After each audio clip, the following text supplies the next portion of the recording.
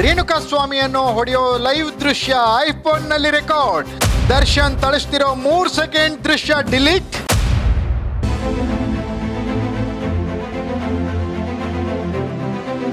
ರೇಣುಕಾ ಸ್ವಾಮಿ ಕೊಲೆ ಪ್ರಕರಣಕ್ಕೆ ಸಂಬಂಧಿಸಿದಂತೆ ಒಂದೊಂದೇ ಸ್ಫೋಟಕ ಸತ್ಯಗಳು ಹೊರಬರುತ್ತಿವೆ. ದರ್ಶನ್ನ ಕರಾಳತೆ ಬಯಲಾಗುತ್ತಿದೆ.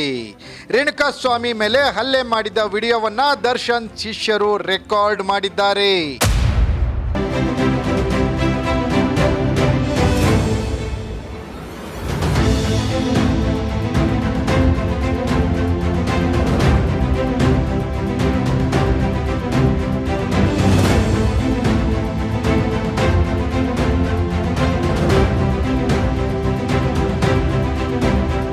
ಪಟ್ಟಣಗೆರೆ ಶೆಡ್ನಲ್ಲಿ ರೇಣುಕಾ ಸ್ವಾಮಿಯನ್ನ ಹೊಡೆಯುತ್ತಿರೋ ದೃಶ್ಯವನ್ನ ಪ್ರದೋಷ್ ರೆಕಾರ್ಡ್ ಮಾಡಿದ್ದಾನೆ.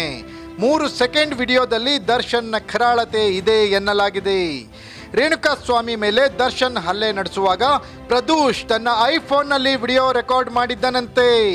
ಹಲ್ಲೆ ನಡೆಸೋದನ್ನ ವಿಡಿಯೋ ಮಾಡಿಕೋ ಅಂತ ಸ್ವತಃ ದರ್ಶನ್ ಹೇಳಿದ್ದರಂತೆ. ಅದರಂತೆ ಪ್ರದೋಷ್ ತನ್ನ ಐಫೋನ್ ತೆಗೆದು ರೆಕಾರ್ಡ್ ಮಾಡಿದ್ದಾನೆ. 3-4 ಸೆಕೆಂಡ್ ಆಗುತ್ತಿದ್ದಂತೆ ಸ್ಟಾಪ್ ಮಾಡಿ ವಿಡಿಯೋ ಡಿಲೀಟ್ ಮಾಡಿದ್ದಾನೆ.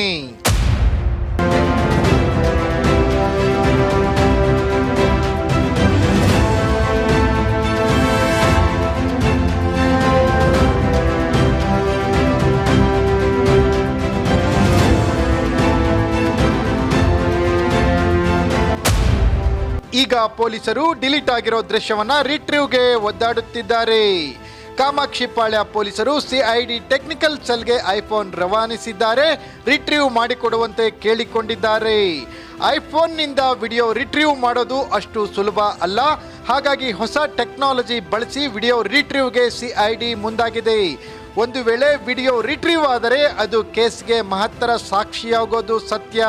ಒಂದು ವೇಳೆ ಐಫೋನ್ ರಿಟ್ರೀವ್ ಆಗದಿದ್ದರೆ ದರ್ಶನ್ ಬಚಾವಾಗೋದು ಸತ್ಯ.